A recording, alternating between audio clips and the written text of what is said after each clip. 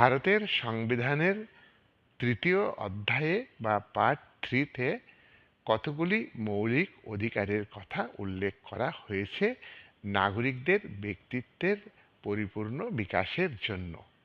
এই অধিকার ঘোষণার ক্ষেত্রে ভারতের সংবিধান রচয়িতারা কয়েকটি দেশের সংবিধানের দ্বারা প্রভাবিত হয়েছেন।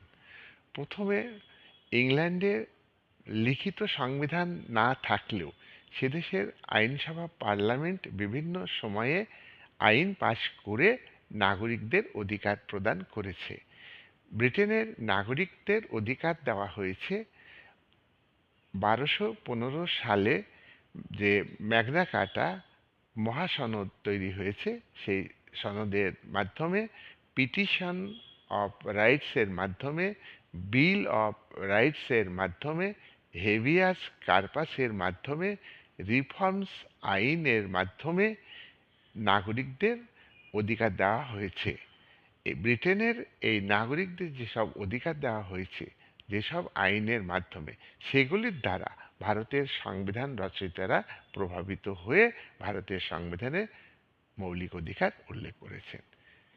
ফ্রান্সে বিপ্লবে যে মাধ্যমে ফ্রান্সের আইনসভা অধিকার ঘোষণা করেছে নাগরিকদের এবং সে দেশের মানুষদের জন্য, এই নাগরিকদের অধিকারের ঘোষণার দ্বারা ভারতের সংবিধান রচয়িতারা প্রভাবিত হয়েছেন। মার্কিন যুক্তরাষ্ট্রের সংবিধানে, মূল সংবিধানে সেদেশের নাগরিকদের মৌলিক অধিকার উল্লেখ ছিল না।